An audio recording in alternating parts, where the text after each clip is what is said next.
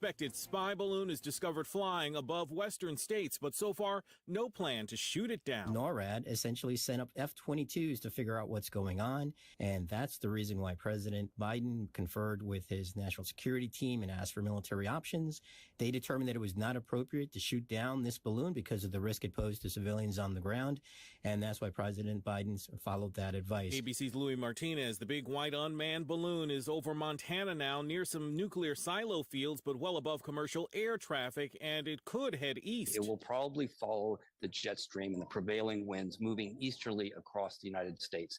Eventually, it will end up out over the North Atlantic Ocean. Former State Department official and ABC News contributor Steve Ganyard. Later this morning, the federal government's latest jobs numbers are due out. A slowdown in hiring numbers is anticipated. Despite persistent inflation and fear of a recession, the job market has been one of the brighter spots in the economy, but that could be changing. Financial data firm Refinitiv predicts employers will have added 185,000 jobs in January. That's down considerably from the 223,000 in December. Layoffs picked up in recent months, especially at tech firms. ABC's Daria Albinger. Parts of the Midwest and the South frozen over, and the Northeast is next. Some places could feel like minus 60 degrees. Boston bracing for the cold. We've been pretty blessed these last few weeks, and coming up, we just have to prepare for the cold weather. I get my coat on, and then my gloves are in my bag, and I have my hat, and I just bundle up as much as possible. Meantime, Austin reporting more than 280,000 power outages, 330,000 outages across the South, at least 10 deaths blamed on icy roads.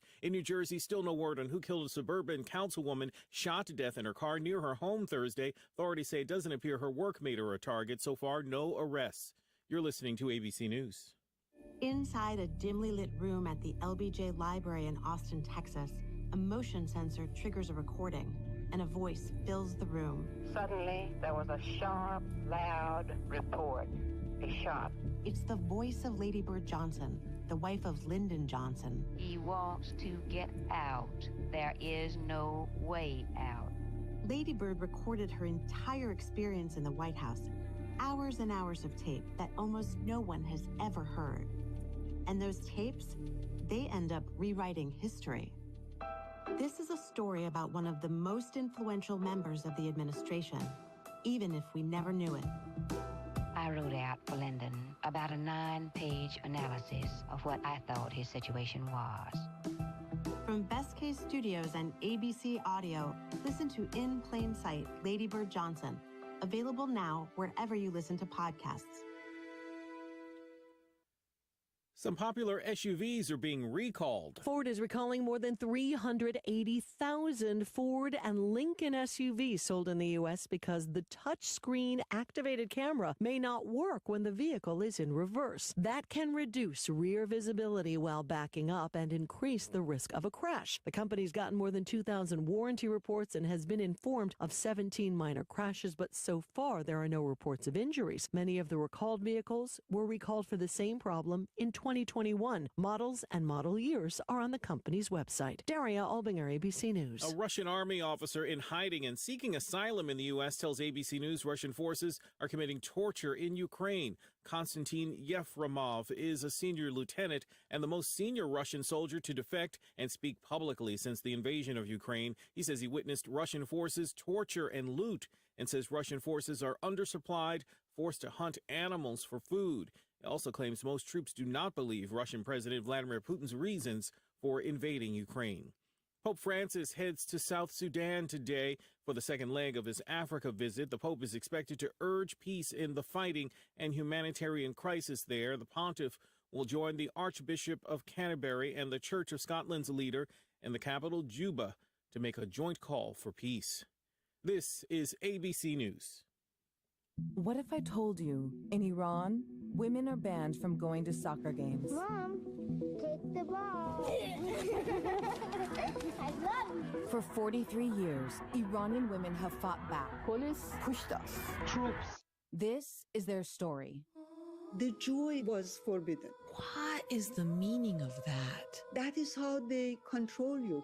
I'm Shimol Yai. Listen to the new 30 for 30 podcast, Pink Card. Available now. I'm Derek Dennis, ABC News. Does that old tractor or lawnmower have more electrical tape or duct tape holding it together than you want to admit? Well, maybe it's time to see Phil Sheehan and his staff at NC Tractor for a new Massey Ferguson tractor or mower.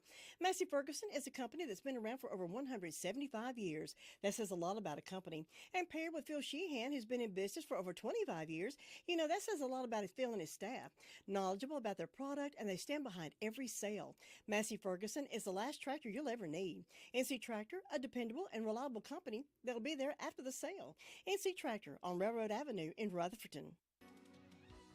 Well, are you ready for some good news? We finally have some sunshine back in the forecast. It'll arrive into around lunchtime to this afternoon. It will be breezy, though. Temperatures still cold. We'll be in the mid to upper 40s today. Clear and frigid for us tonight. Overnight lows fall into the low 20s with wind chills in the teens, no doubt, by tomorrow morning. Mostly sunny for us tomorrow with actual air temperatures only in the low 40s. Meteorologist Anthony Baglione in the Weather Center. Thank you very much, Anthony. Good morning, everybody. It's 7:06, and you're listening to WCAB's Morning Report. It's 36 degrees, partly cloudy today, with highs getting up to about 47 here locally. Then tonight dropping back down to 20. The highs of 47 is going to be misleading information because the wind gusting to 50 miles per hour, which is going to make it feel a whole lot cooler than this. And then tonight, same way, wind gusting to 50 miles per hour with lows around 20. Saturday, highs around 42. Wind chill values as low as 21 on Saturday, and we have lows around 27 on Saturday night. So it's cold winter time coming back here in the foothills. The death announcements will be aired this morning after the Bill O'Reilly Morning Gate. I do have this update this morning. Authorities said a high-speed chase last night in Rutherford County involved the suspect in a murder investigation. Rutherford County Sheriff Aaron Ellenberg said Matthew Scott Flores, who has active warrants up and down the East Coast, was taken into custody after a crash just off Main Street and Hollis Road in Ellenboro. According to a North Carolina Highway Patrol trooper, Flores, who was driving a red Kia with Florida tags, took police on a chase through McDowell County and into Rutherford County. Sinclair affiliate WPEC in West Palm Beach, Florida, said it had confirmation from the family of 74-year-old Gary Levine, who was last seen Monday, that the vehicle involved in the Rutherford County chase belonged to the missing Lyft driver. Authorities said the suspect in Rutherford County ultimately wrecked near Hollis Road and took off running before he was arrested. A Rutherford County ambulance along with two highway patrol cars just pulled in also. According to troopers, a stop stake was deployed and a pit maneuver was used to stop the vehicle. Troopers said the suspect was taken to the hospital at his request. Ellenberg said, "I'm told Flores requested to be transported to the hospital. We're being told he doesn't appear to have any major injuries." The U.S. Marshals Service has taken the lead in the case, local authorities said. WPEC has reported that Levin of Palm Beach Gardens left to pick up a fare in Delray Beach with a scheduled drop-off in Okeechobee at 4:30 Monday, January 30th. He hasn't been seen since.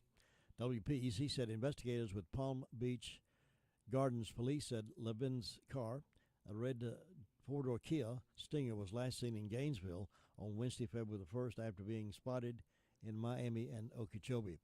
Ellenberg said Flores is wanted in North Carolina for probation violation. He's also wanted on a murder charge in Florida.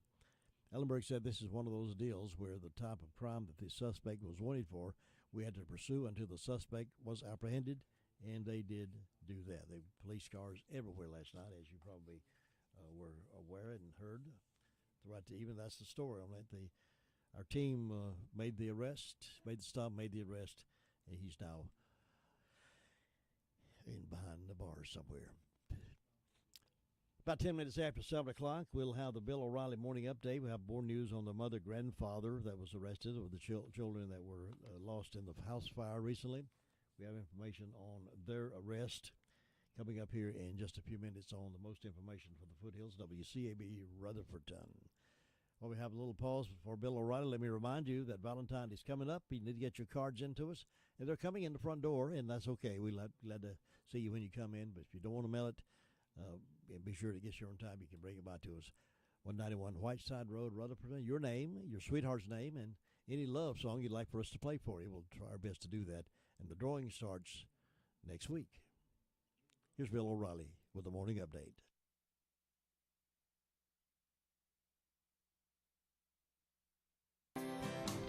Bill O'Reilly here, and I'm warming up. Stand by for the O'Reilly Update Morning Edition. But first, no question there is a concerted effort to intimidate and silence conservative thinkers and replace our God-given individual liberty with big government controls. AMAC, the Association of Mature American Citizens, is the leading conservative advocacy and benefits organization in America. AMAC gives you access to exclusive benefits and all kinds of great content. Please stand with AMAC at amac.us. That's amac.us. On this Friday, here's what this Black Studies controversy is all about. Governor DeSantis, white guy, is worried that these courses will present material to Florida students that is based on opinion, not facts. The very well-publicized 1619 Project, touted by the New York Times, is a great example. Here we have a so-called historian putting forth that America was developed with slavery being the primary motivating force. Balderdash is too mild a word for that. At this moment, I'm writing a book called Killing the Witches, which explores the true origin of our nation's founding. From the very beginning in Plymouth, it was religion, not slavery, that established the expanding colonies, and it was a harsh religion. So Governor DeSantis and others fear that school courses involving race would largely become propaganda designed to mislead students about the true nature of their country. That is a valid fear. Traditional historians like me would never be hired to teach a Black Studies course. It would likely be an activist in the classroom, not an instructor. And what about the students who dissent from the activist narrative? What happens to them? Any diversity or race-targeted mandatory state courses should be rigorously thought out and disciplined. This isn't communist China here. In school, including college, facts, not indoctrination, should be mandatory. Now this. Many timeshare owners upset their yearly dues continue to increase. Lone Star Transfer is the only company you can trust guaranteeing the release of all liability to your timeshare in writing and in a specific time frame. They've helped more than 18,000 owners legally and permanently get out. So start off the new year right with a free no-obligation consultation, 855-551-7066 or LoneStarTransfer.com. LoneStarTransfer.com. That is the Morning O'Reilly Update. More analysis later on.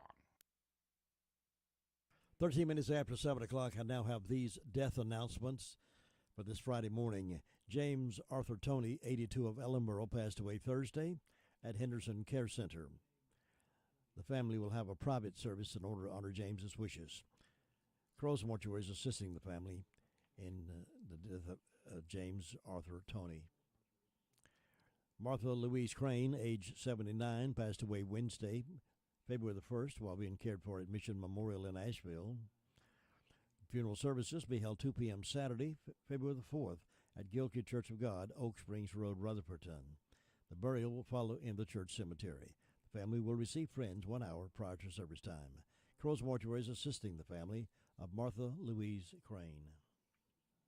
Spencer Adam Lancaster, age 49 of Morganton, died February 1st at Mission Hospital, McDowell in Marion. In honor of his request, there will be no formal services conducted, but Harrelson Funeral and Cremation Services has been entrusted with serving the family of Spencer Adam Lancaster. Edward Andrew Gonzalez, 47 of Ellenboro, passed away Monday, January 30th at Spartanburg Regional Medical Center. A memorial service will be held 2 p.m. tomorrow at Alexander Missionary Methodist Church, Poplar Street, Forest City. The family will receive friends. They received friends last night from 6 until 8 o'clock at Crow's Mortuary. Crow's Mortuary is assisting the family of Edward Andrew Gonzalez. Barbara Bridges, age 80 of Forest City, passed away Tuesday, January 24th at Hospice of the Carolina Foothills. The family will receive friends from 4 until 6 Saturday, tomorrow, February 4th at Harrelson Funeral Home. Harrelson Funeral Home serving the family of Barbara Bridges. Patricia Lee Bullis C. 47, passed away Friday, January the 20th. The family wishes to express their gratitude for the care and concern of numerous friends and family in the hospice of the Carolina Foothills. The celebration of life will be held on February the 5th from 2 until 5 at the family home located at 5895 Cox Road, Rutherfordton. Crow's Mortuary is assisting the family of Patricia Lee Bullis C. Carolyn Lawson, age 78, of Ellenboro, passed away Monday, January 30th at Rutherford Regional Medical Center. The funeral service will be conducted at 2 o'clock today at Pleasant View Community Church. Burial will follow at Rutherford County Memorial Cemetery. For Carolyn Lawson of Ellenboro. Virginia Hudgens Hemphill, 95, of Forest City, died Sunday, January 29th at her home. Funeral services will be held 2 o'clock today in the Pageant and King Chapel. The family will receive friends following the service at Pageant and King, and burial will be private. The Pageant and King Mortuary is serving the family of Virginia Hudgens Hemphill. Harley Brendan Upton, age 22, of Rutherford, passed away Wednesday, January the 25th. A graveside burial will be conducted at 2 o'clock Saturday, February the 11th, at Cooper's Gap Baptist Church Cemetery. Harrelson Funeral and Cremation Services entrusted with the arrangements for Harley Brandon Upton.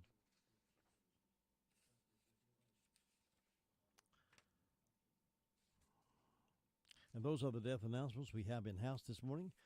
Complete information on these and others as they become available to us can be heard this morning at 11:30 and then again at 5:10 as part of the afternoon Call Around the County newscast.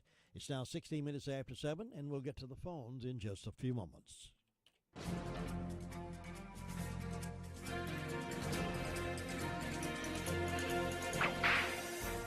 Robert Zachary was a minor criminal at best. He operated as a member of Henry Plummer's gang in Montana back in the early 1860s. At the time, Henry Plummer had quite an operation. Outwardly, he was a local sheriff, but he made his real money as the leader of a gang called the Innocents. Plummer was, for all intents and purposes, the crime lord of the Montana gold fields. Finally, the citizens of Montana got fed up with the lawlessness and formed the Montana Vigilantes. As indicated earlier, Robert Zachary was a minor member of the Innocents. In November of 1863, Zachary and 2 other men robbed the Virginia City Salt Lake City mail coach. Within a few weeks, it was discovered who did the robbery, and on January 25, 1864, Zachary was taken captive at a boarding house. The owner of the boarding house insisted that Zachary get a good meal before any actions were taken. Following breakfast, the vigilantes held court, and about as long as it had taken Zachary to eat his meal, a guilty verdict was handed down with the obvious vigilante sentence. Before sentence was carried out, Zachary wrote a letter to his mother, brothers, and sisters. In the letter, he warned against drinking, card playing, and bad company, which he said had brought him to this spot. Zachary was then hanged from a gallows. It's interesting to note that normally a stage robbery would result in a year or 2 at the nearest territorial prison, but Zachary had robbed the stage in the wrong place at the wrong time. You've just heard another story from Old West Radio. I'm Dakota Livesay. Jesse James Railroad Express has moved to a new location, 126 Park Lane Plaza in Rutherfordton, and they've changed their name, Jesse James Chowhound Canteen. A new name, a new place, and a limited menu. Currently, you can get smoked sausages, kielbasa's, and of course those delicious hot dogs. And you can get coleslaw, macaroni and cheese, and potato salad. Stay tuned for their new menu at their new place. Hours are Tuesday through Saturdays from 11 until 2, closed Sundays and Mondays. Jesse James Chowhound Canteen, 126 Park Lane Plaza in Rutherfordton. Call 286-9368 and get a 99-cent hot dog with mustard, chili, and onions, Tuesdays only. Now let's get to the phones and find out what's been going on in the past 24 hours or so as we go around the county this morning at 19 past 7. Deputy Chapman is on the phone with me now from the Sheriff's Department to give that report. Good morning. How are you doing this morning? I'm good. How are you, sir? Doing good. Quite an interesting night last night, wasn't it? Oh, yes, it was. What can you tell us on the report this morning? In the last 24 hours, Ruff County Sheriff's Office responded to 149 calls for service. made 13 arrests and 163 incarcerated in the jail. As far as incident reports goes, we have Stanley Weeks from Windy Hill Drive reported a second-degree trespass. We have a Gary Lude reported a larceny of firearm from Union Mills, our way. That's all we have as far as incident reports. As far as arrest reports goes, we have a Jennifer Hope Duty arrested for failure to appear on misdemeanor.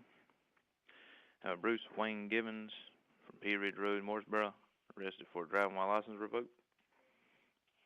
Have a Nehemiah Jerome McGee from Connor Street, Forest City, arrested for failure to appear on misdemeanor. Have a Jeremy Kristen Clark arrested for attempted larceny from Old 74, Ellenboro. Have a Michael Dillon Tony off of Cuddles Lane in Bostic, arrested for assault on a female, injury to real property, and interfere with emergency equipment. Have a Jerome Bristol from Golden Oaks in Ellenboro, arrested for second-degree trespass. Have a John T. Littlejohn from Boston Sunshine Highway, arrested on tree belt indictment. Have a Amy Marie Webb from Morningstar Lake Road, Forest City, arrested for simulation of court process. And we have a Matthew Flores arrested for extradition on fugitive warrant. And that's all we have for today. Deputy Chapman, thank you very much for that report, and you be safe out there this weekend. Thank you, sir. Bye-bye. Have a good day.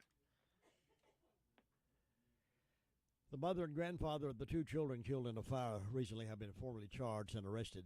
John Tane Nichelle Littlejohn and John Randolph Littlejohn have been jailed and issued bonds. The Rutherford County Sheriff's Office reported Thursday. The magistrate set Janate Littlejohn's bail at $225,000, while her father's bond was set at $45,500. Both are charged with involuntary manslaughter and felony child abuse after a grand jury indicted them Monday. They are charged in contributing to the death of Ninya Littlejohn, 3 years old, and her brother Nasir Littlejohn, 2 years old. Mother and her grandfather left the children in the home alone at 185 Bostic Sunshine Highway when a fire erupted on January 13, killing the children, law enforcement said. John Tane and her children were living at the residence with John Littlejohn, her father, and the kid's grandfather at the time. John Littlejohn had taken John Tane to work at Zaxby's in Forest City, roughly 14 miles away, when the fire started. An investigation revealed this to be a routine, investigators said. The fatal fire originated in the living room near the couch. The children were in a bedroom sleeping when the blaze started. When John Littlejohn returned home to find firefighters on the scene battling the fire, he advised them about the children inside the home.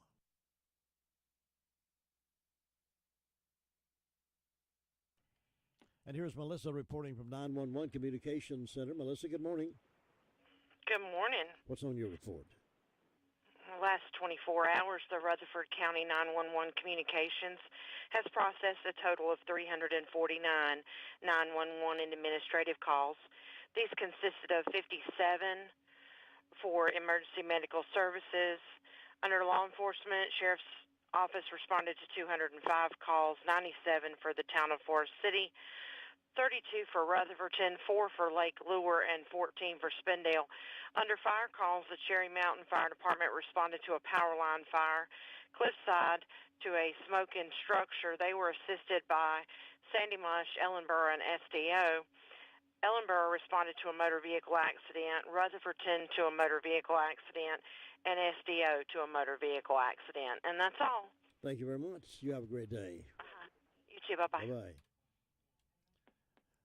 More information on the chase last night and the arrest. The murder suspect was arrested after a multi-county pursuit.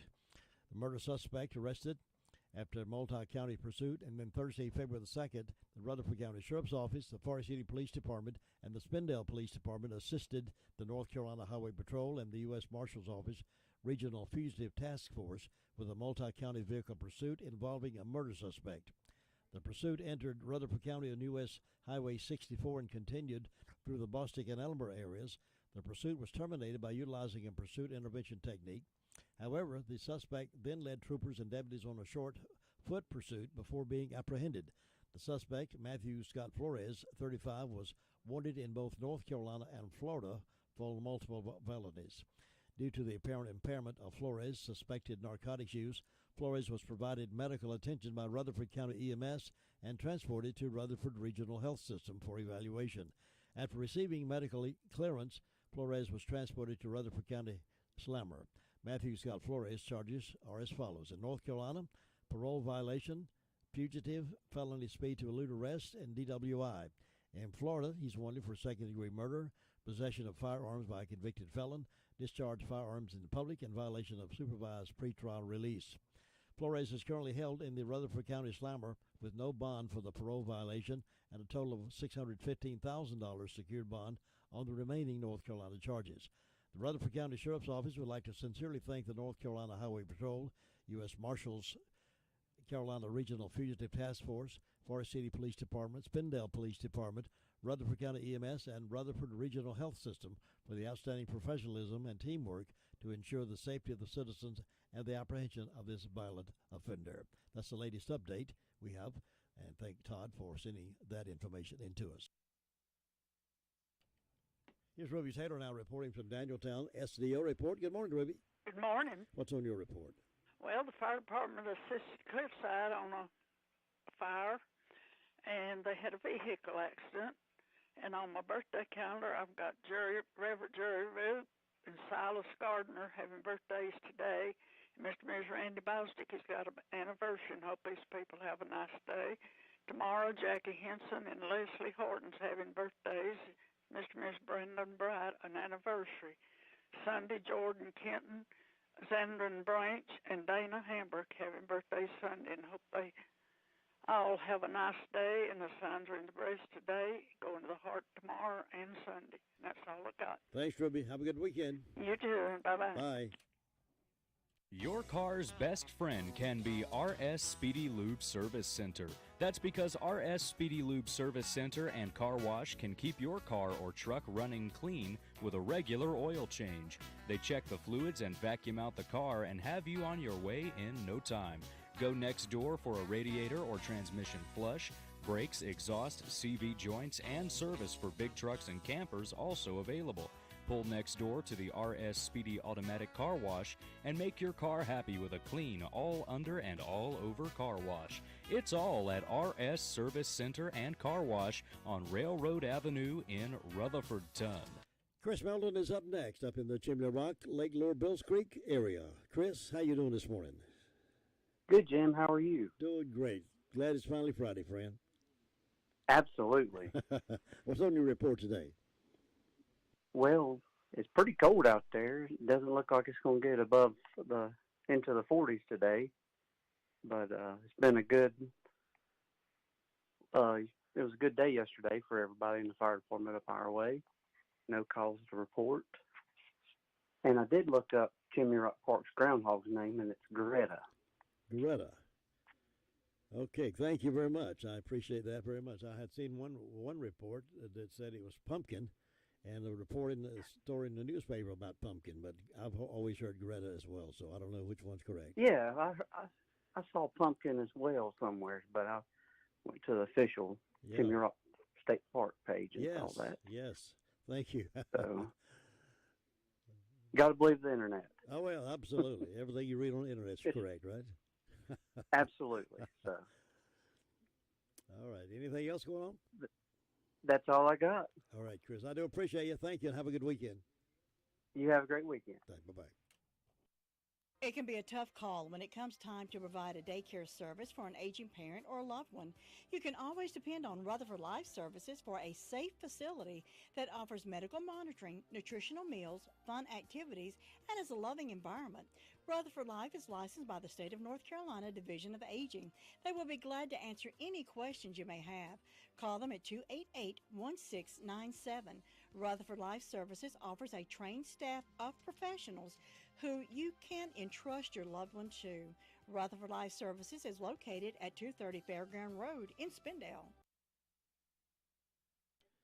It's a busy news morning, but we have time to talk with Deborah Upton over in Bostic, see what she's up to today. Good morning.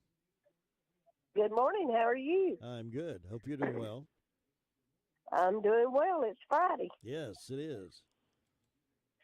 Okay, over here we have a temperature of 38 degrees. Fire department had no calls. Food boxes will be given out again today at Washburn's Outreach there behind Washburn Store from 9 to 12:30. As you pass by there, stop in at Washburn Store. They have all kinds of items. They can fix you a nice basket for a Valentine gift. Bostic Lincoln Center will be open today from 10 to 1. That's right there at the railroad tracks here in Bostic, if you're interested in that. And hope everyone has a wonderful day and safe day. You too, Laverne. Have a good weekend. I'll see you next time. Okay. Bye. Bye. To win in sports, you must adjust your strategy as the game changes. The same is true of investments. Why not let Andrew Tisdale help you create a game plan for financial success? Call 828-287-9197 and get started today. That's Andrew Tisdale, 828-287-9197.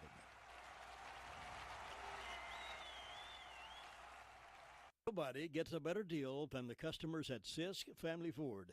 They have a proven record of the best deals. Sisk Family Ford, Rutherford County's only locally owned new car dealer, has recently been recognized as the #1 Ford dealer in customer satisfaction in the Southeast. That speaks well of their commitment to serve their customers well. Rutherford County's only locally owned new car dealership. That's Sisk Family Ford, Oak Street, Forest City. Sue Price is up next from the Cherry Mountain Fire District reporting. Good morning, Sue. Good morning, Jim. You doing okay? I'm doing okay. Good. Hope you are. Yes, indeed. Yeah. Looks like we're going to have another cool day today. I don't like the sound of all that wind just talking about. Well, I know it. That wind's going to be rough. I mean, the ground's so wet, it's going to be bad about trees falling. That's right. But anyway, we have to take what comes. Well, let's see. The fire department had a power line fire, and don't have any birthdays on my church calendar for Duffins Creek or Fairview for today. On my personal calendar, I got an anniversary for Steve and Carolyn Morris, so hope they'll have a good day. And we hope anybody that's celebrating a birthday or anniversary will have a real good day on their special day and enjoy it.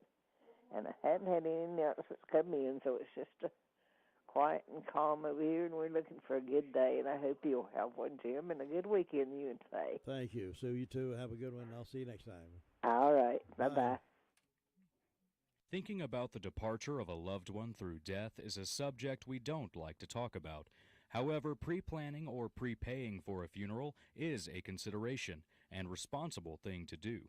With so many options available today, it's important to speak with someone you can trust and someone who can help you find a balance between the emotional, spiritual, and financial needs of your loved ones. Crow's Mortuary and Crematory is recognized as one of the best family-run funeral homes.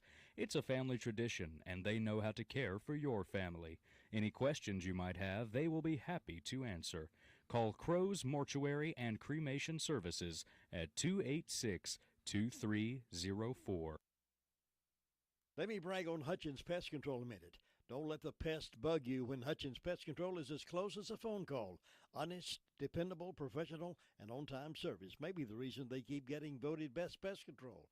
If you have a pest problem, call this family-run business at 287-5171. Licensed in North and South Carolina and fully insured and bonded.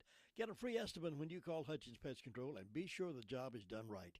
That's Hutchins Pest Control. Call them today at 287-5171 and they'll be right there. Tina Watt's call went to voicemail this morning, and Robbie is out of pocket also today, so we're going straight up to Brenda Kelly on Union Mills Hill. Good morning, Brenda. Good morning. How are you on this fabulous Friday morning? It is a wonderful Friday morning, and I'm not looking forward to the cold breeze blowing. I know it. Ooh. We just go from one extreme to the other, don't we? We sure do. We sure do. We went from monsoon. Now it's going to be winter, Arctic air, or whatever they call it. That's right. That's right. Well, who knows? Next time we look around, there may be white stuff falling. Well, but then Monday, I think I heard you say it's supposed to get up to 60. That's right. Them little yellow flowers, what they call them, March flowers, jonquils, daffodils, or whatever will be blooming, won't they? They will. I love to see them. Yeah. Mine's already coming up out front. What do they call them? Johnny Jump Ups or something like that? Or? No, they're either daffodils or jonquils. Most people just say March flowers. Okay, that's what I'll say then. I'll say March flowers. There you go. don't want to hurt those little baby's feelings. That dude that they were chasing last night and caught, where was he from? Where did he live? Florida or here or where?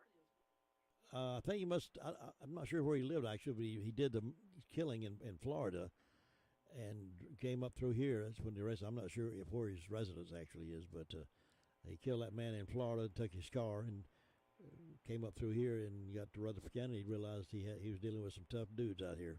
There you go. And not only that, these roads ain't exactly straight like they are in Florida. That's exactly right. You can't see around that next curve. But that was a good arrest, and I'm glad they got him. I am too. I make a believer out of him. We don't need people like that out on our streets, do we? Well, he had many different crimes down in Florida. He was arrested on several of them. Then he had some up here as well. So I'm not really sure exactly. He must have been somebody thought he could just get away with everything. Yeah. Looks like down in Florida he had second-degree murder charge, possession of firearm by a convicted felon, discharge of firearm in public, and a violation of supervised pretrial release. In North Carolina, he had a parole violation. He was a fugitive, and felony speeding to elude arrest and DWI. So he got a bunch of stuff, ain't he? He just didn't know when to stop. There you go. Well, he's stopped now, hasn't he? Well, come to Rutherford County, we'll make believers out of you. That's good. Well, let's see. I've got 34 degrees on the front porch. I don't have any birthdays, any anniversaries. I don't know of anything going on. It's still just real quiet. I guess everybody's waiting on what's our next holiday or next Valentine's, ain't it? Well, yeah. There's a President's Day this month. For some folks, they get that day on the 20th, I believe, All President's Day or something. Some folks get that President's Day is on the 20th, yeah. We don't get that here. No. But, and Valentine's is not really considered a holiday, but everybody celebrates it. It is. Or most everybody. That's right. It should be a national holiday. Everybody should go around kissing everybody. Everything else is a holiday. That's right. Just tell everybody how much you love them and all that good. That's right. We need more love in the world. It's love that makes the world go round. That's exactly right. But I don't know of anything going on, so I guess you better go check on Luther Sweet thing and see if everything's all right in Ellenburg. They caught that dude down there off of Hollis Road, didn't they? They sure did. Yeah, so that's down there close to Luther. I think they told him if they didn't stop, they were going to sick Luther on him, so he decided. I hear you. Well, listen, you and Faye have a good weekend. Have a good one, Brenda. Catch you later. Bye-bye. Valentine's coming in the door this morning, even as we speak. So if you'd like to do the same thing, bring yours by, and we'll put you in the drawing for that big, fabulous grand prize of the Be My Baby weekend. It's the store folks in Western North Carolina depend on. Farmer's Friend Feed, Seed, and Supply. It's like a superstore. Deer corn, $11.05 for 50 pounds. Cob corn, $10. They have plenty of deer plant supplies. Check on the lower prices on propane, $12.99 for a 20-pound tank. Mulch, gravel, rocks, and supplies for beautiful landscaping. That's available at Farmer's Friend Feed, Seed, and Supply at lower prices. Open Monday through Saturday. If you want a feed and seed store that carries so much more, including new and used farm equipment, then come on over to Farmer's Friend Feed, Seed, and Supply, 188 Whiteside Road, Rutherfordton. Now at 7:39 on this Friday morning, we're heading over toward Ellenboro and talk with Luther Gilligan. Luther, good morning. How are you doing? Hey, I'm doing great there this morning. Good. A little cool, but hey, it's nice. Well, enjoy the day. It's going to be a nice one. I'm going to have a great time today. I hope you do. I will. It is quiet there this morning. That's going on. Had some excitement there last night, but got rid of it. Had that high-speed chase. It ended up down here. Into the fire department, they had one smoke in the hives. They took care of it. Then they had one medical call. But they're quiet this morning. Nothing going on with them. So you have a great day up there. You enjoy your weekend. Be nice to Faye. We'll talk to you Monday. You have a good one, too. I appreciate you. Thank you. Bye-bye. All right, take care. All right, let's see. If you call your birthdays in, this is the third day. And we'll get your birthdays and give you a big praise and recognition, birthdays and anniversaries. So call us now. Lou's standing by to take those calls. 287-3356. 287-3356. 287-3356. Birthdays coming up. Jim, have you seen Henson Building Materials' newly remodeled showroom? It's gorgeous. You mean where they have a full line of hardware and building materials for homeowners and home builders? I mean where Jamie, Terry, and Tony, their friendly staff, treat me like family. Oh, they're so nice. Hey, are they taking COVID precautions and have curbside service? Of course. They're so thoughtful. I do need some materials, but I don't think they'll fit in our car. Oh, silly. They have professional delivery so we can get whatever I want. Henson Building Materials, 177 Duke Street in Forest City. Building starts here. Farm Bureau Insurance doesn't hire celebrities to push auto coverage. We think people might like to make decisions based on service and savings, not just because that guy from that show says it's a good idea. Instead of faces you know from your TV, we offer faces you know from your neighborhood, because we're headquartered in North Carolina with local agents right in your town. That's really the only thing we want to be famous for. North Carolina Farm Bureau Insurance. Helping you is what we do best. In Rutherford County, please call 287-2428. North Carolina Farm Bureau Mutual Insurance Company, Farm Bureau Insurance of North Carolina, Inc., Southern Farm Bureau Life Insurance Company, Jackson, Mississippi, an independent licensee of the Blue Cross and Blue Shield Association. All right, at 7:41, here is Tina White. She's available for the report from up in the Shingle Hollow area. Good morning, Tina. Good morning, Jim. Something silly going on with these cell phones up here this week. Oh, it's been crazy all week with communication. My phone's been crazy. This one here in the studio's been crazy. And this morning, that's a crazy thing. Networks are crazy. It's not even crazy month. I know, and the gremlins are in the system, right? They are. That's right. Well, up here in Shingle Hollow, we're still going to have a great day, even if cell phone signal is spotty. It was 38 degrees when I woke up this morning. I think it's still hanging around that. The fire department was all quiet the past 24 hours. I got tickled. I saw a fire truck go down yesterday around lunchtime, and so I asked the fella, I said, well, I saw a truck there down this. They were going to lunch. So they deserve a good lunch. They went down to Green Hill Cafe, I think. Sure. They should have reported what they had for lunch. Yeah, they could have told me how good it was, because, you can enjoy a good lunch at Green Hill Cafe, or at the Mason Jar. That's what it's called, yeah. Official name. Yeah. So we do have a couple birthdays today. We have Wayne Camp. He's on the Pleasant Grove Baptist Church calendar, so happy birthday, Wayne. And then we have Kyle Ashley on Piney Knob. So both of these fellows hope to have a wonderful birthday. And we have two for tomorrow, my niece, Miss Tammy Cogdale, and Tommy Bumgarner. So I hope they both have a great birthday tomorrow. And I have none on Sunday and no anniversaries. And again, I want to announce about the Pinnacle Family Valentine Dance, which will be next Friday the 10th from 5 to 7 p.m. There will be concessions. You can come out with your child, grandchild, niece, or nephew and eat with them, and then go to the little Valentine dance. Everyone here in the community invited to do that with their children. And then on February 16th, Trinity Christian School from 4 to 6:30 p.m. is having their kindergarten roundup. And there will be curriculum information provided, a story time, bouncy house, food, educational games, cotton candy and popcorn.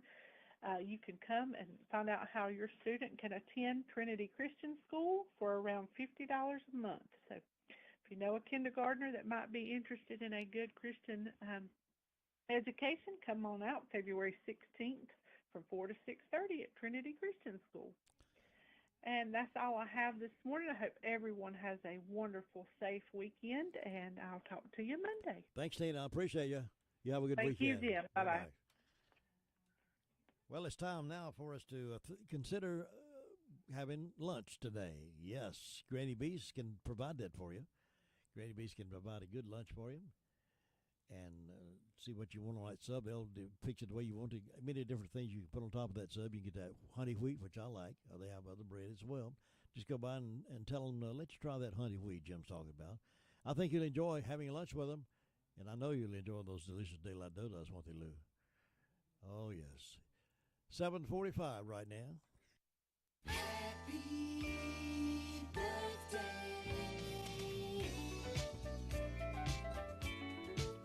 I want to wish a happy birthday to Robert Nodine of Rutherfordton. He's celebrating today. Robert, congratulations. And we hope you have many, many more happy returns. Happy birthday. Coming up in just a few moments, Keys to Confident Living.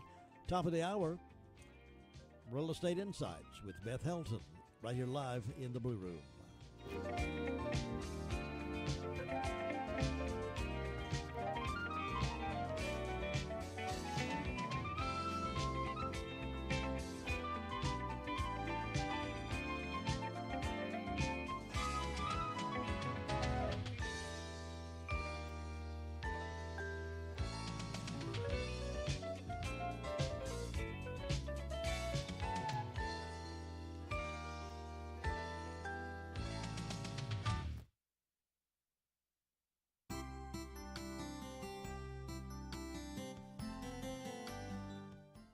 Scores of people were gathered at the entry room of heaven, and in front of each person was a pile of squares, like pieces of a quilt. An angel appeared and began to assemble the pieces into a tapestry of their lives. One person noticed that his pieces were tattered, ragged around the edges, and filled with giant holes.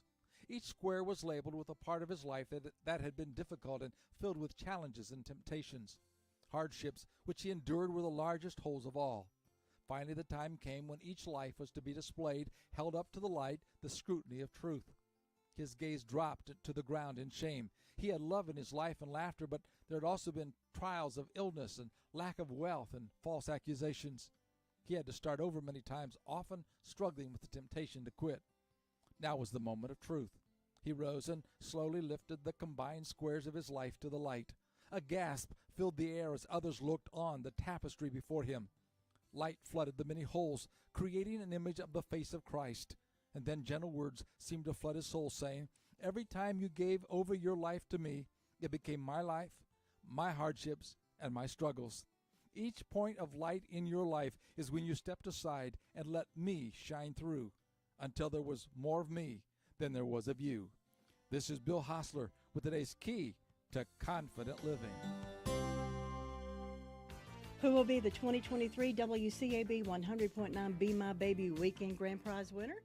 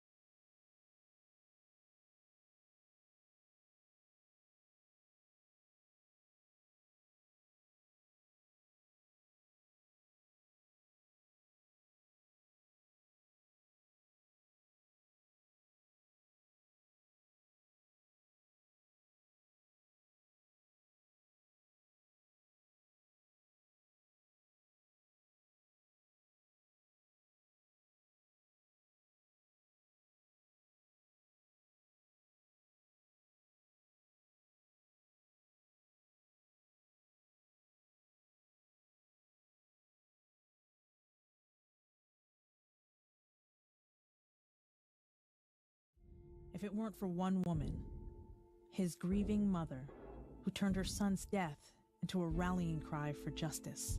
A voice said to me, the world will cry for Emmett Till. From ABC Audio comes Reclaimed, the story of Mamie Till Mobley. Listen now wherever you get your podcasts. Wait a minute. You mean now I can listen to GMA any time of the day, anywhere? Yes, that's exactly what we mean with the new Good Morning America podcast. Listen to all of GMA served up daily straight to you. Oh, Michael. What? I'm listening to our new GMA podcast. It's really good. Listen to the Good Morning America podcast wherever you get your podcasts. Subscribe now. It's really good. Rideshare companies Uber and Lyft, along with 3M, Honda, and dozens of other companies, are pledging millions to reduce road fatalities. The campaign is part of a Department of Transportation initiative to urge business and health organizations to reduce road injuries and deaths. Traffic fatalities reached near historic highs during the coronavirus pandemic. An Army spokesperson says a young man in custody for allegedly stockpiling weapons in a Hollywood high-rise did serve in the military between 2016 and 2020, but he was never deployed. The man accused of arming himself for what police feared could have been a possible mass shooting plot in the heart of Hollywood was defiant in court. I'm not guilty. 25-year-old Braxton Kyle Johnson appearing before a judge after Los Angeles police say they uncovered an arsenal in his 18th floor apartment, including high-powered scopes. Trying to believe we're safe, but we have to be a little more worried about it. The LA Times reports one resident of the building told officers Johnson had bragged that his apartment provided a prime perch for sniping. ABC's Andrew Dimbert. The BBC reports a man arrested for trespassing at Windsor Castle has pleaded guilty under Britain's Treason Act. Jaswant Singh Chahal was armed with a crossbow and had told a police officer he had come to kill the Queen on Christmas Day 2021. He was caught in a private part of the castle's grounds. He has also admitted to making threats and carrying a loaded weapon on the premises. This is ABC News. In a small, close-knit community in Kansas, a group of men started meeting in secret. They were plotting an attack on a local Muslim community, one that could have killed hundreds. It would have completely shaken the foundation of America if it hadn't been stopped by one man. Truth and Lies, The Informant, a 5-part series from ABC Audio. Listen wherever you get your podcasts. I'm Derek Dennis, ABC News. We've got a cold and blustery forecast on the way for us today. Winds could gust about 20 to 25 miles an hour. That'll keep those temperatures, the actual air temperatures, in the mid to upper 40s, but it could feel even a little bit cooler than that. We'll see sunshine by the afternoon, clear skies tonight. It will be cold heading into tomorrow morning with temperatures in the low 20s. We'll be in the low 40s tomorrow with mostly sunny skies, but still chilly temperatures. I'm meteorologist Anthony Baglione in the Weather Center. Right now we have 36 degrees on the outside. It feels much colder than that, but that breeze is going to get even colder by tomorrow and Sunday, so please wrap up, find you a warm blanket, keep it close by, and put another log on for Mama. It's going to be cold. Well, it's 8:05 on this Friday morning, and we're always happy to have Beth Helton show up on Friday mornings to come to the Blue Room and talk about real estate insights. Good morning. Yes, good morning. How are you? I'm good. How you doing? I'm doing good. I'm excited. Sunday night, your group is going to be at High Shoal Baptist Church in Mooresboro. Hicks Grove. Hicks Grove. What did I say? High Shoal. High Shoal. Please, you're going to be at Hicks Grove Baptist Church in Mooresboro. Blow my mind here. I thought. So wait a minute. What am I doing? What am I doing? Yeah. But yeah, that's exciting. That's always. If y'all have never heard them, y'all need to come out and hear them. Hicks Grove Baptist Church, Sunday at 6 o'clock. Yes. It's always fun. I mean, y'all do such a good job, and you can't go away without smiling. Oh, thank you. It's just. We love what we do. Well, and people should, and you do it well. Thank you. And that's a good indicator. Appreciate the plug. Oh, certainly. Now tell us what about the real estate. Well, we'll go from the house of the Lord to the house of anybody who wants to buy one. Good transition.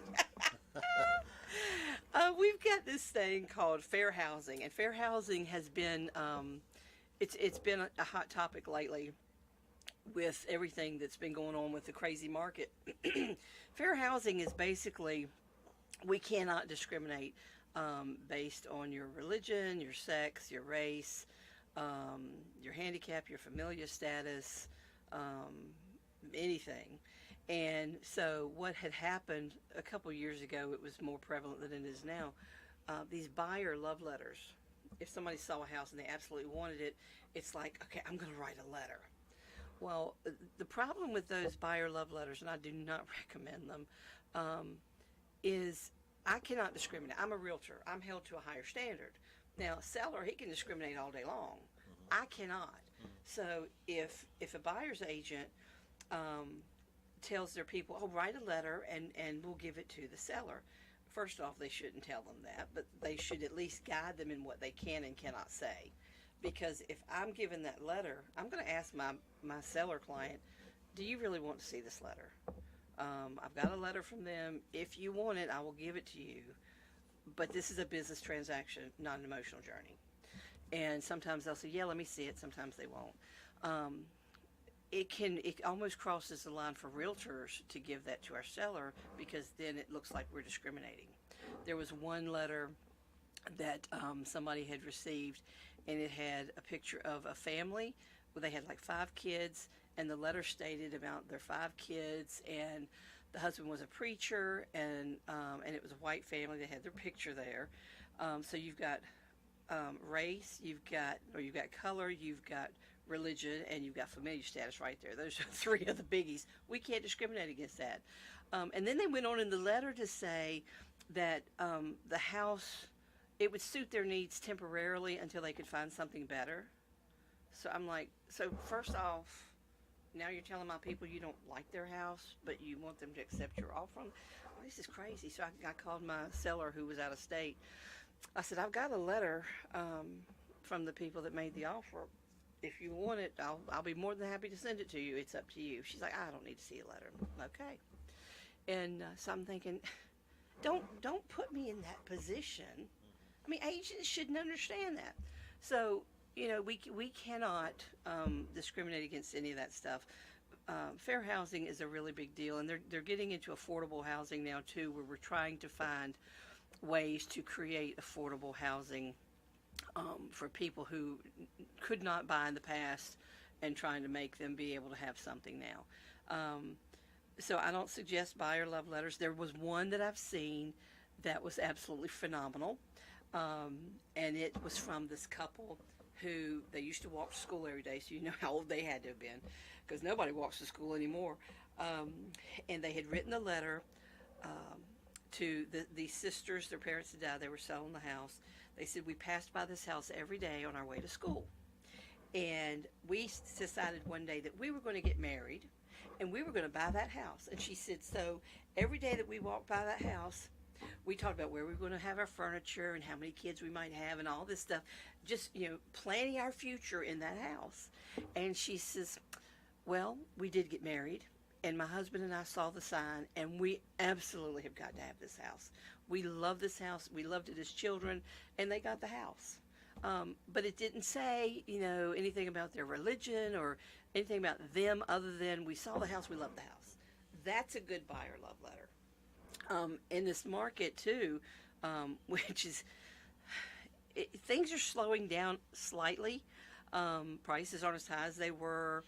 We're not getting the crazy offers, you know, like we used to get. But I have noticed lately, people are starting to look again. And so things are starting to get a little bit busy. So if anybody is looking to sell their house, we've talked about this a few weeks ago. Now's the time to do your maintenance when contractors and stuff aren't slammed. However, you know, check your lawnmower, you know, pull out those hedge trimmers, sharpen them, do whatever you need to do, because if you're trying to sell your house in the spring, now you're going to have more competition than you would have had last year or the year before. So the market's slowly, I mean, we're still in a seller's market. It's just not as exorbitant as it was. But if you're thinking about selling in the spring, you're going to have more competition, which means your houses, even in the spring, are not going to carry as high a price tag as you probably think they should. So don't be surprised if you wait till April or May, which is, you know, I mean, that's when most people say I'm going to do it in the spring, because people have gotten their tax refunds. But if you're thinking about it and you can put it on the market earlier, you need to do it. And let's talk about the broker fee. When you talk to a listing agent about listing your property, everybody wants to save a buck. I get that. But do you ask your doctor to give you a discount? No, most people go in there and they pay their insurance, co-pay, they do what. So don't be asking the doctor of real estate for a discount. You know, we work hard for our money. And, you know, when you look at the whole big picture, there's a pie, and you're getting 94% of that pie. All we're doing is we're taking 6%, a little sliver, and that little sliver, we're dividing it with the buyer's agent. So their company gets 3%, the listing company gets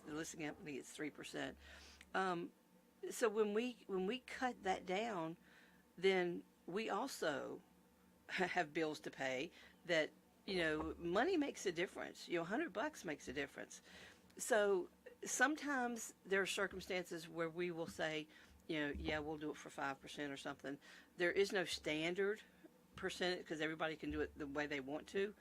But I have done, and there was a guy that I used to work with, I got it from him. He's like, you can do 6, 7, or 8%. Which would you like to do? And he actually got people to do 7 and 8% before. Some agents will not show your house if they're not going to get 3%. They won't do it, and so, which is wrong. They're doing their buyer a disservice. But sellers need to understand we have a lot of stuff that comes out of our pocket. If we market it, if we pay to have it put in the paper, if we pay to have it put on Facebook and sent out, they need to understand when we put something on Facebook, at Robert Greene Real Estate, when we put something on Facebook, it's not Rutherford County.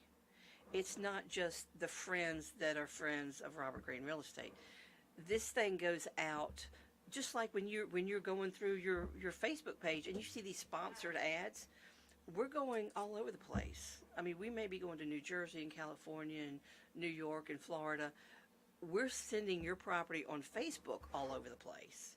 Not to mention, it's going in through the IDX feed and everywhere else. So that stuff's not free. So we have to pay for that. I don't get paid for working at Robert Greene Real Estate. I don't get paid anything unless I close on a house. So keep in mind, sellers, that while you want to save money, and I'm not in this for the money, but I do have to make money because I've got bills to pay too. So, you know, don't ask us to slice and dice our broker's fee. You can ask, but don't get mad if you don't get, you know. The other thing that I wanted to mention too was sometimes when buyers are looking for property, they're like, I don't like the way that looks on the outside. Well, you can't judge a book by its cover. Donald and I were talking about that last night, and he's like, you know, people look at a house and they're like, that's horrible. But you know what? Some people aren't yard people. Some people just got a ton of kids and their toys are everywhere, and they're just lucky they can get them all out the door in the morning and in bed at night. So don't judge a book by its cover. If you think this house might meet your needs, go look at it. You know, take a look and let's see if it fits what you're looking for. Your agent, when you tell us what you're looking for, we listen to what you say, and then we watch what you do. When we show you certain houses and you're like, oh, I like that, or I really don't like that, and I thought I would. We're making notes in our head. And a lot of time, most of the time, what has happened in my circumstance is what you're telling me you want is not what you end up buying. And so it's kind of like we're always thinking, okay, he's saying this, but they keep mentioning this. So you keep talking about your dogs, but you didn't say you needed a fence. So, okay, you don't need a fence, but if we can find you one with a fence, that's a plus. You have a workshop, then that means you either need a house with a basement or an outbuilding or room to put one. So we're trying to find houses that meet your lifestyle, because when you stop and ask people, so what are you looking for in a house? They really don't know. Well, I just want a house. Well, do you need everybody wants a 3-bedroom, 2-bath house. That's just the standard. You want 3 bedrooms, 2 baths? Oh, yes, that would be great. well, do you need a garage? Do you need a carport? Do you need a basement? Do you have to have a third bedroom? Do you have to have a full second bath? And they're like, well, yeah, it'd be nice. I'm like, okay, if you have to have a full second bath, then we're not going to look at a house that has a bath and a half. Because let's face it, we all know the tub is not the most important thing in the bathtub, in the bathroom. So if you've got to have a full bath, 2 full baths, fine. We'll look only at houses with 2 full baths. And there are some people that have got the know-how or the money to add on if they want to. So then you can look at something that maybe has a 3-bedroom, 1 bath because they know how to add on. So we're trying to constantly look at what you're telling us you want, and we just need you to realize you can't judge a book by its cover. Some houses, they might need a facelift. But then by the same token, you put lipstick on a pig, it's still a pig. Mm-hmm. So some houses may look immaculate, and then when you start pulling back the layers of the onion and you do your home inspections, maybe the maintenance has not been as good as it needed to be. So it's all about the money. How much money are you going to have to put into this house? Are you going to have to replace something soon? If you have done a home inspection, this can be a real problem. You've done a home inspection, which is part of the second negotiation. You've talked about what you want the seller to fix. Seller says, okay, we will fix these items. Those items are supposed to be done before you close on the house. Once you close on that house, you are saying, I accept the house in its current condition. Even though they have agreed to fix these things, those things weren't done before closing. So now they're really kind of technically not obligated to fix those things unless you've got in writing that they will fix these things within so many days or weeks or whatever after closing. So you really have to listen to your clients. Yes. And not just try to sell a house. You got to listen Oh, to what yeah. they want, what you in their mind they're saying. Yes. That separates the professionals from those who are not. Well, I just don't want people to cuss me out when they're writing their check every month. Why did she make me buy this house? I don't like this house. So you got to listen. We got 2 ears and 1 mouth for a reason, right? Well, how can they get in touch with Beth Helton? They can give me a call or text at 704-853-9060. They can send me an email at beth.helton@gmail.com, or they can come see me up on the top of the hill behind the Green Movie Theater. If you see my big Palisade, then I'm there. I hope you have a wonderful weekend. Thank you. I will. Sunday night, 6 o'clock. 6 o'clock. I will be there. Hicks Grove. And I'll be back in just a moment. This is a special announcement from your Small Business Center. If you filed as a sole proprietor before December the 1st, 2017, it expired December the 1st, 2022. We need your assistance in refiling that with the Register of Deeds. All you need to do is go by and give them your information again, and you will remain active. If you have any questions about this announcement, please call Faye Bishop at the Small Business Center, 828-395-1667. Thank you. This is Dwayne Hunt with Insurance Service Associates, wanting to let you know that we have moved. Our new office is located at 245 East Main Street in Forest City. Come see us for auto, home, or your commercial insurance needs. Also come see me, Dwayne Hunt, for your Medicare supplements, Medicare Advantage, or prescription drug plans. See us at Insurance Service Associates, now located at 245 East Main Street in Forest City, or call 828-245-5301. Well, if you're still in the breakfast mode this morning, head on down to Scrappy's Food and Fuel there near Chase High School. Or if you're waiting to lunch, then head on down for lunch. They've got homemade chicken salad, homemade pasta salad. They got great hamburgers, homemade hot dogs. The chili's homemade. They got all kinds of good choices there on the menu that you can enjoy. So why don't you see what's on the menu that you could enjoy for breakfast this morning, or maybe lunch this afternoon or noontime. You'll find that to be one of your favorite places to go for breakfast and or lunch. Go see them at Scrappy's Food and Fuel. Locally owned, and they got good food, folks. Down 221, just below Floyd Creek Baptist Church, the Chase High Road, just below Floyd Creek Baptist Church, 221 there at the intersection. Try them out and see what kind of food you can enjoy. Now, the Sheriff's Report this morning was given to us by Deputy Chapman We recorded it for broadcast at this time. In the last 24 hours, Ruff County Sheriff's Office responded to 149 calls for service, made 13 arrests, and 163 incarcerated in the jail. As far as incident reports goes, we have Stanley Weeks from Windy Hill Drive reported a second-degree trespass. We have a Gary Lude reported a larceny of firearm from Union Mills, hour away.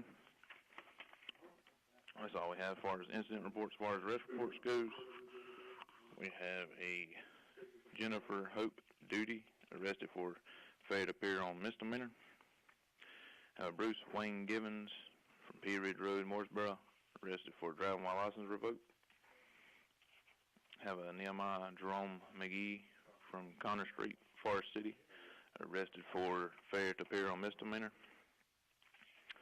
Have a Jeremy Kristen Clark arrested for attempting larceny from Old 74, Ellenborough. Have a Michael Dillon Tony off of Cuddles Lane in Bostic, arrested for assault on a female, injured real property, and interfere with emergency equipment.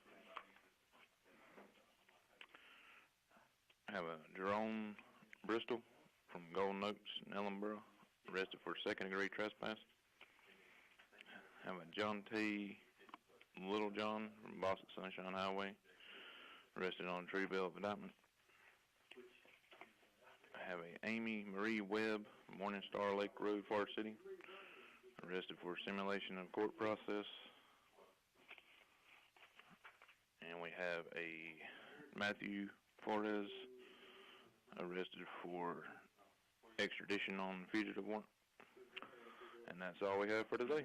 Thank you, Deputy Talman, for that report. It's 24 minutes past 8 o'clock.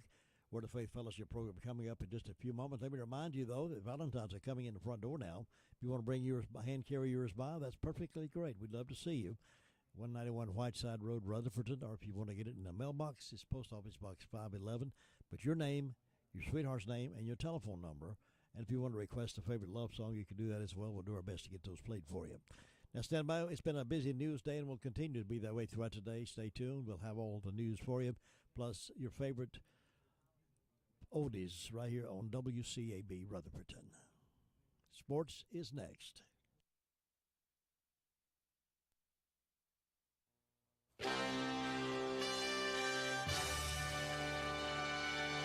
NCN Sports, I'm Nate Saunders. Duke women's basketball coach Kara Lawson said her team played with a men's basketball for the first half of a loss to Florida State last Sunday. The 16th ranked Blue Devils lost to the Seminoles 70-57 in Tallahassee, Florida, the team's second Atlantic Coast Conference loss of the season.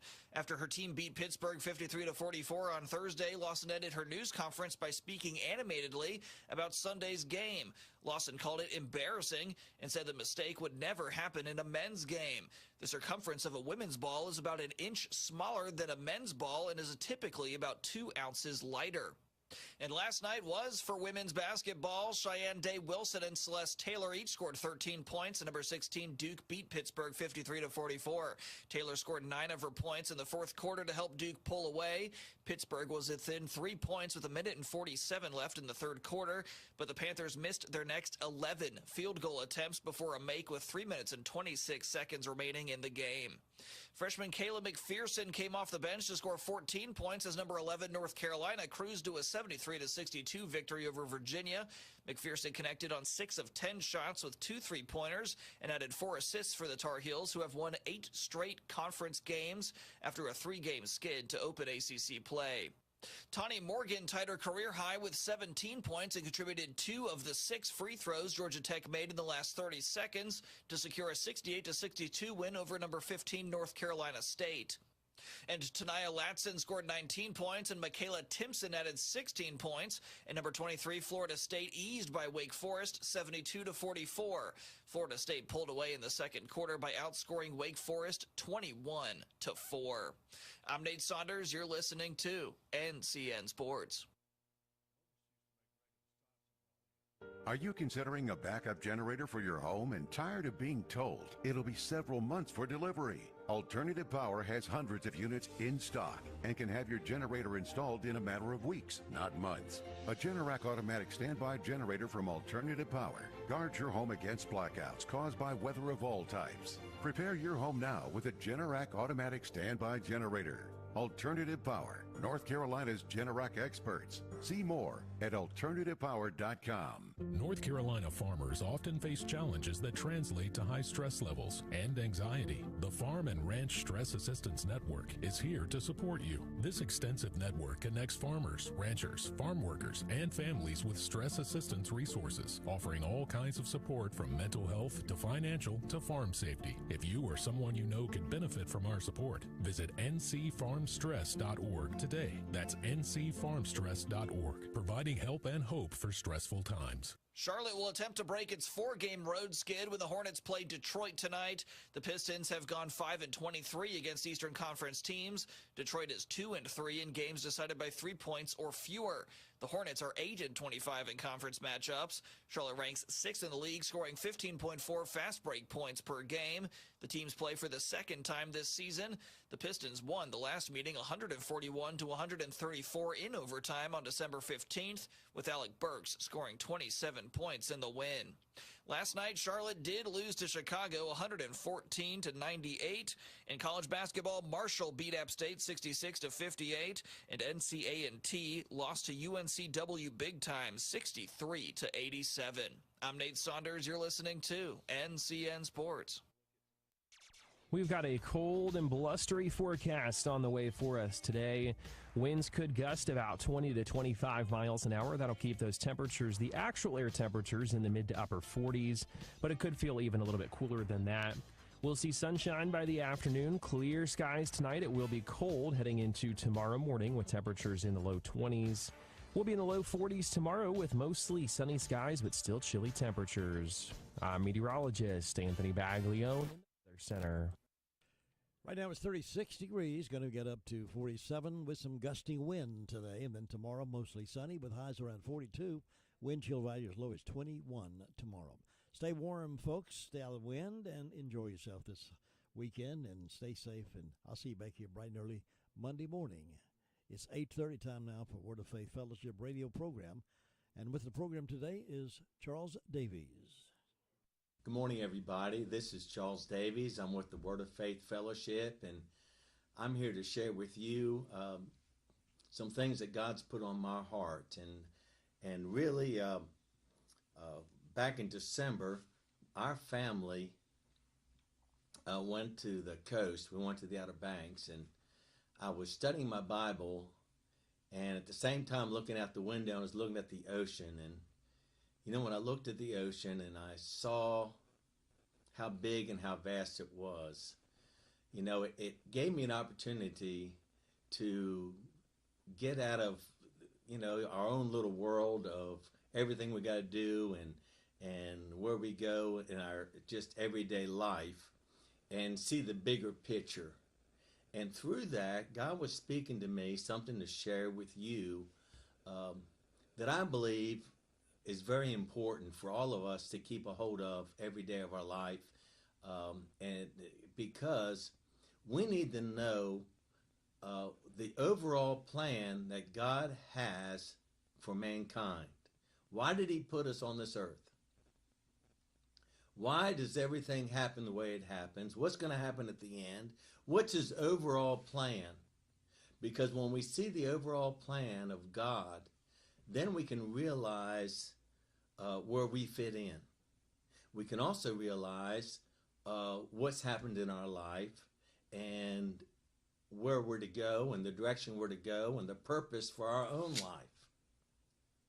And so I want to encourage you to kind of step out of all the cares of this world, step out of everything you got to do today, and to just open your heart and go with me through the scriptures to see the purpose and the plan for mankind. And I'm going to start in Genesis because this is where it began. And this is where we get a clear picture of God's heart for mankind. And we're probably all familiar with it. It's in Genesis chapter 2. It says in verse 7, the Lord formed man, and he breathed in him the nostrils, the breath and the spirit of life. And the Lord God planted a garden toward the east in Eden, which means delight, and there he put man whom he had formed and framed. We see here that God made man. He made man in his image and in his likeness. He put him in this garden called delight, Eden, and he gave him everything. And then we'll go down to in 2:16 and 17. And the Lord commanded the man, saying, you may freely eat of every tree of the garden, but of the tree of the knowledge of good and evil, blessing and calamity, you shall not eat, for in the day that you eat of it, you shall surely die. Here we see that God gave man a will. You and I have a will. And out of that, we can choose. Adam could choose to obey God or disobey God. And God said, if you choose to disobey me, there are consequences. God did not want him to disobey, but he gave man a will to choose whether he wanted to obey or disobey. And we know the story that Adam and Eve disobeyed. And if we go into Genesis 3, it says after they disobeyed God, in verse 8, it says, and they heard the sound of the Lord God walking in the garden in the cool of the day, and Adam and Eve hid themselves from the presence of the Lord among the trees of the garden. You know, we get a picture here of God's heart, that when he made Adam and Eve, he put them in this beautiful place called Eden, that he would come down and he'd fellowship with them, and they'd have a relationship with God, and God would have a relationship with them. That is the purpose of mankind, to have a relationship with God and God have a relationship with him. That's God's purpose. That's God's original plan. But we see Adam and Eve, they disobeyed, and that is where sin nature came into mankind.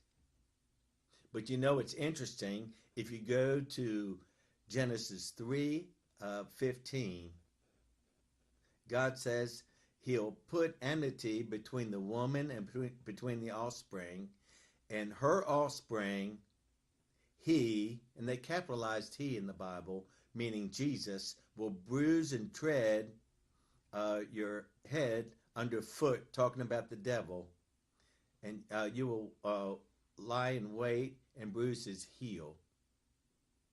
Right there is God prophesying that the time's coming when there's going to be an offspring that's going to destroy the works of the devil. Because when Adam and Eve sinned, they brought sin nature and the devil full reign on this earth. But God prophesied, and you know, some scholars say that this prophecy or the book of Genesis was like 404 BC, before Christ. I don't know when it was, but truthfully, the whole point is it was a long time ago. But this prophecy came into fruition because God had a plan all along. He knew man would disobey, but God had a plan. And if we go, we can see the results of sin real clear in Genesis 6:5. Here we see in Genesis 6:5, and this is just before God gives Noah instructions to build an ark. He says, the Lord saw that the wickedness of man was great in the earth, that every imagination and intention of all human thinking was only evil continually. And the Lord regretted that he made man on the earth. He was grieved at heart. So the Lord said, I'll destroy, blot out, and wipe away mankind. Here we see that the sin nature that came into Adam and Eve was transferred to everyone afterward, it caused them to get to such a place in mankind that they were continually thinking of evil. And if we continue in that, we'll see that Noah found favor in God's sight because he wanted a relationship with God. The Bible says he walked habitually with God. That's God's purpose and plan. And if we go to Deuteronomy 28, and again, we're giving an overall look at God's purpose and plan for mankind. From the beginning when he created all the way, and we're going to read Revelations in 20 and 21, we're going to read it at the end, what God's purpose and plan is. And through this, you and I need to see where we fit in and where God has ordained and called you to live and me to live. It's so important. And that's one thing, in Mark 4, it talks about the devil bringing the cares of this world to destroy the Word of God in your life and my life, and really the purpose and plan of God in your life and the purpose and plan in my life. So I want to encourage you to open up your heart and listen as we continue in this. So in Deuteronomy 28, in verse 1, it says, "If you will listen diligently to the voice of the Lord your God, being watchful to do all his commandments, which I command you this day, the Lord your God will set you high above all the nations of the earth, and all these blessings shall come upon you and overtake you if you heed the voice of the Lord your God." In other words, if you decide to turn your heart to God, give your heart to God, and hear what he has to say to you and want to do his will for your life, all these blessings will come on you. But then we see if someone chooses the opposite.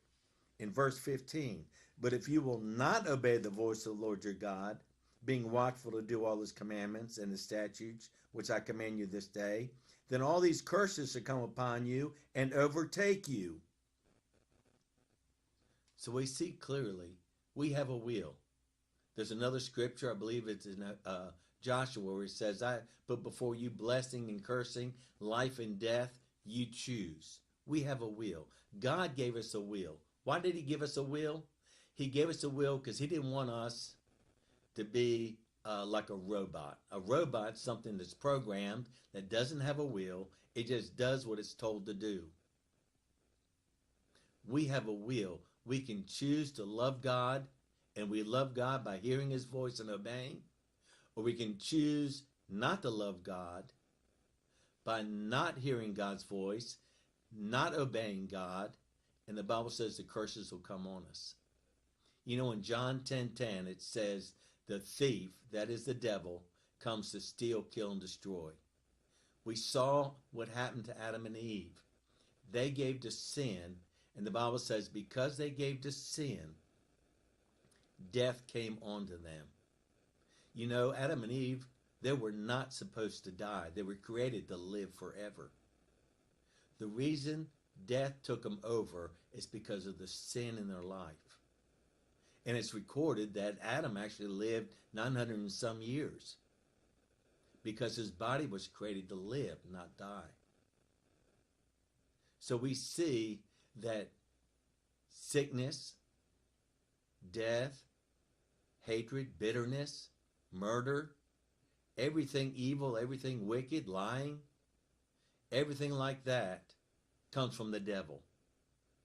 And that the devil's the one to steal, kill, and destroy. He's the one that deceives and seduces. And we're going to see that in Revelation. He's a deceiver and a seducer.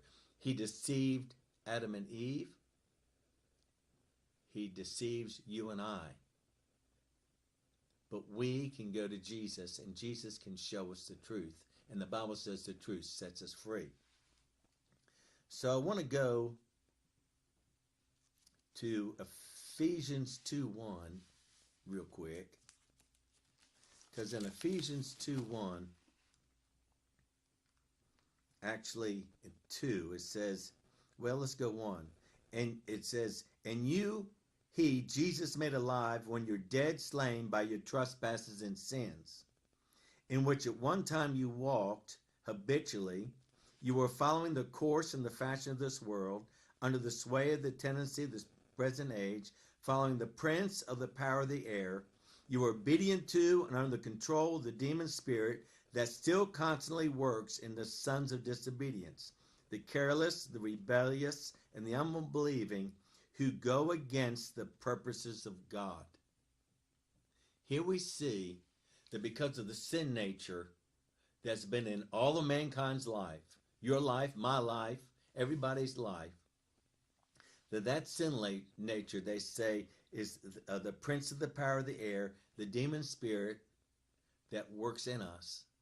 And it works in us to go against the purposes and the plans of God.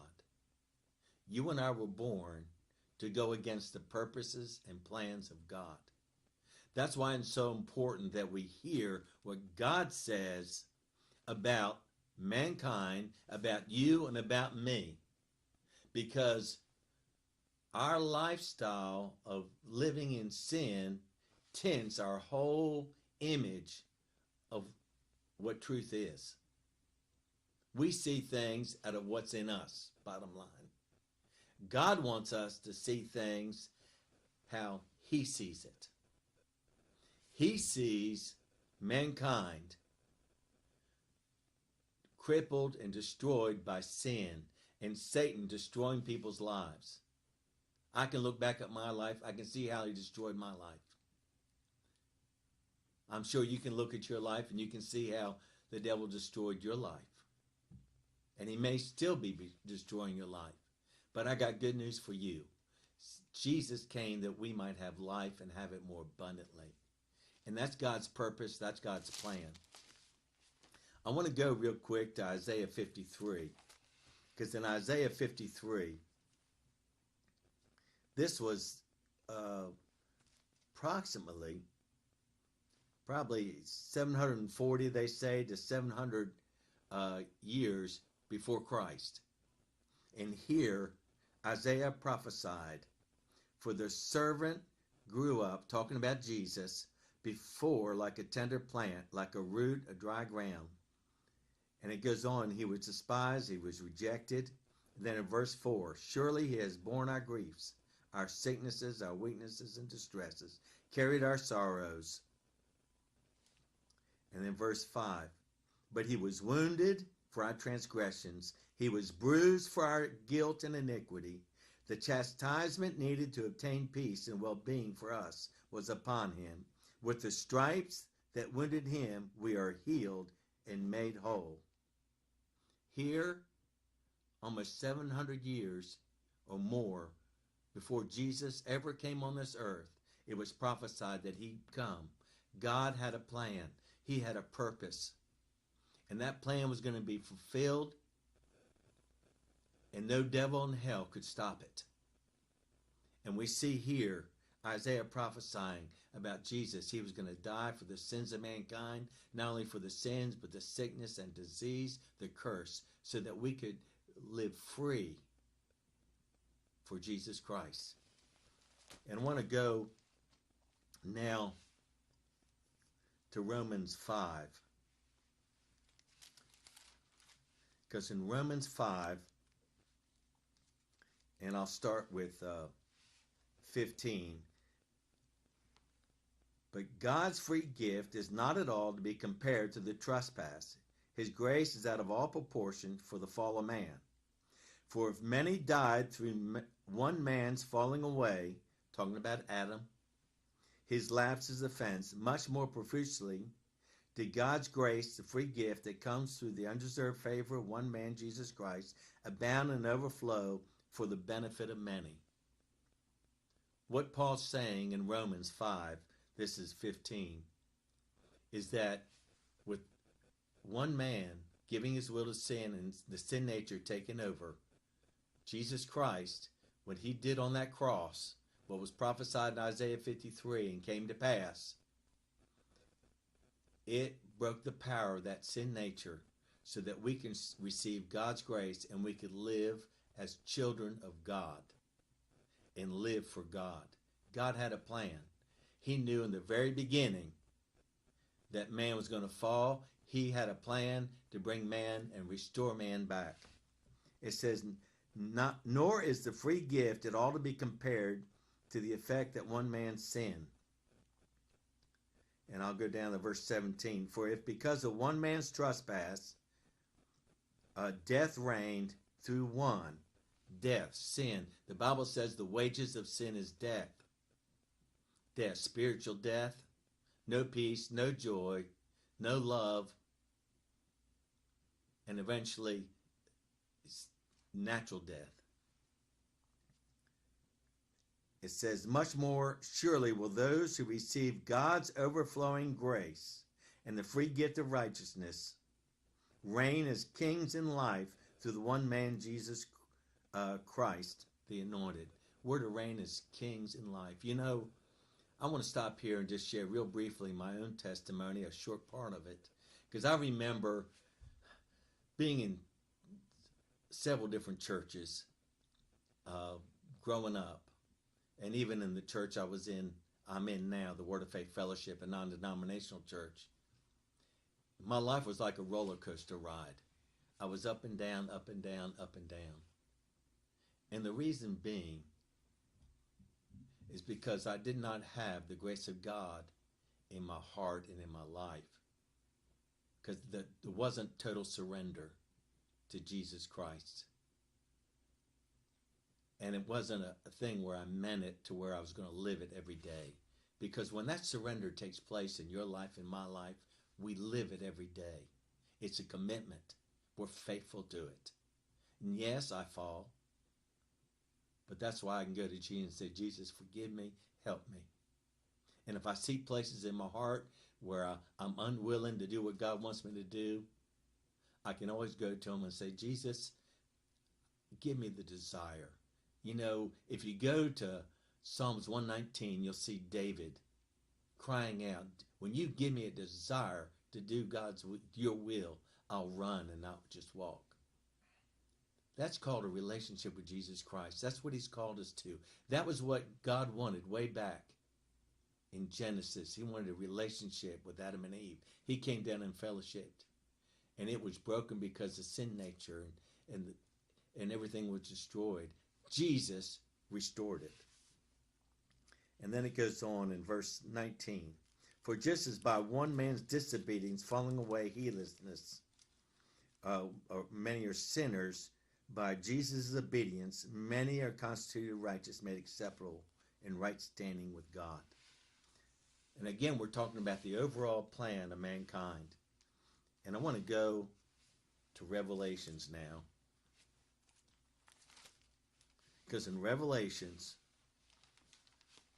we see, and I'll start with Revelations 20:10.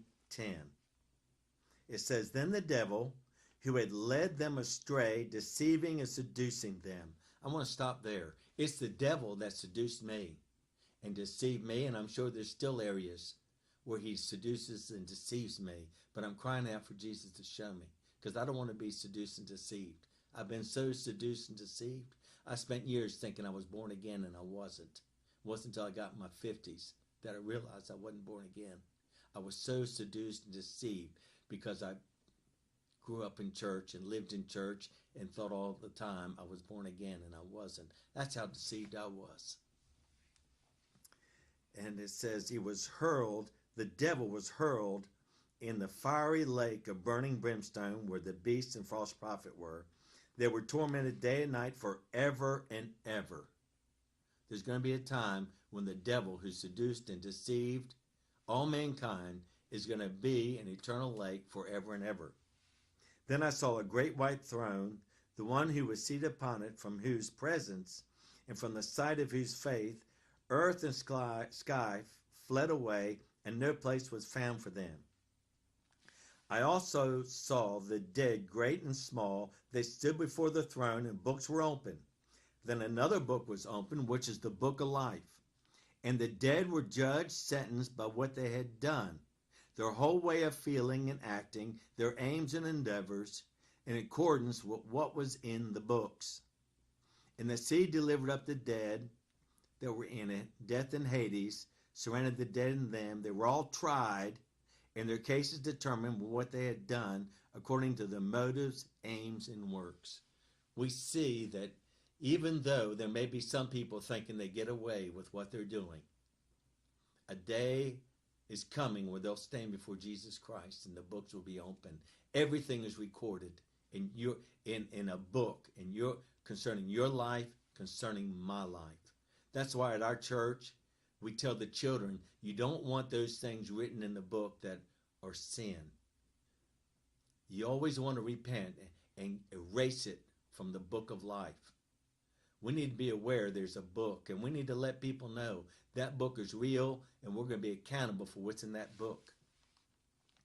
And it says, if anyone's name was not found recorded in the book of life, he was hurled into the lake of fire. There is a lake of fire, and there's going to be several that are going to be hurled in the lake of fire. And I don't want to be there. And I don't want you to be there. I don't want anybody to go there. But sad to say, there are people that are going to go there because they never got their heart right. They may have thought they did, but their heart's not right. And only God knows your heart, and only God knows my heart. That's why it's so important. And I encourage everybody to continually ask Jesus, Jesus, is my heart right? Jesus, is my heart right? And mean it. You know, I said it for several years. I didn't mean it, but I mean it now. I want my heart right. I want to know I'm going to make it. I don't want to deceive myself and thinking, oh, I'm all right. I go to church. I do this. It's not my works. It's the condition of your heart, the condition of my heart. Then verse 21, it says, then I saw a new sky, heaven, a new earth. I love this. This I love. For the former sky and the former earth have passed away, and there no longer exists any sea. And I saw the holy city, the new Jerusalem, descending out of heaven from God, all arrayed like a bride, beautiful and adorned from her husband. Then I heard a mighty voice from the throne, and I perceived its distinct words, saying, see, the abode of God is with men. Let me say that again. The abode of God is with men. We're talking about the plan of God for the earth, for mankind on this earth. We started in Genesis, and now we're in Revelations, and we're seeing that God has called mankind to be with him, and he be with them. And it says, saying, see, the abode is with him, and he will live in tent among them. God's purpose, God's plan.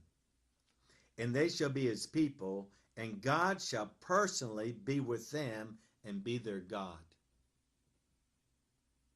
That's going to be a special time for those whose hearts are right and totally surrendered and live a surrendered life. And why do I say that? Because if you really mean that Jesus is your Lord, and you really mean that you surrendered your will to God, then every day you want God's will. That doesn't mean you're perfect, but that's what you seek after, and that's what you desire. Because when Jesus is Lord, you want him to be Lord every day. You mean it. You're faithful to it. You're committed to it. That's what it means to be born again. That's why I was talking to one man that goes to a Baptist church here in town.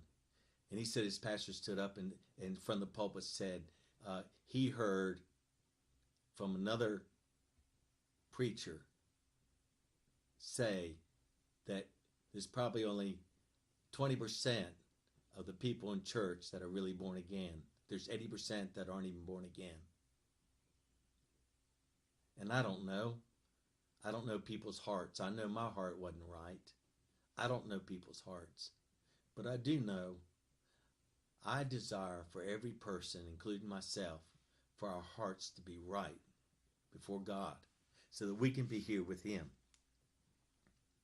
And it goes on, God will wipe away every tear from their eyes, and death shall be no more, neither shall there be anguish, sorrow, mourning, nor grief, nor pain any more. For the old conditions and the former order of things has passed away. We're talking about the new earth, the new heaven. No pain, no grief, no anguish. And he who is sitting on the throne said, See, I make all things new. Also he said, record this, for these sayings are faithful, accurate, incorruptible, and trustworthy, and true, genuine. And it goes on and says, and it is done. I'm the Alpha and the Omega, the beginning and the end. To the thirsty I myself will give water without price from the fountain, the spring of life. He who is victorious shall inherit all these things, and I will be God to him, and he shall be my son. That's what we want. That's God's purpose for your life. That's God's purpose for my life. That we be God's son and daughter, so that when he establishes his new kingdom with a new heaven and a new earth, that we be there with him. That our lives, our names would be in the book of life. That's what we want. We want it in the book of life. Well, I want to encourage you to pray and seek God, and to seek God's will for your life, because that's what it means to be born again, seeking God's will for your life. Someone that's born again wants God's will, not their own will. That's what a born again Christian does. They seek God's will. I want to encourage you. We need to encourage each other, because the devil's there to discourage, to put down, to make us feel like no one cares, but we care. We love you. Our time is up. I want to encourage you to tune in with us on Monday, Wednesday, and Friday, 8:30 to 9.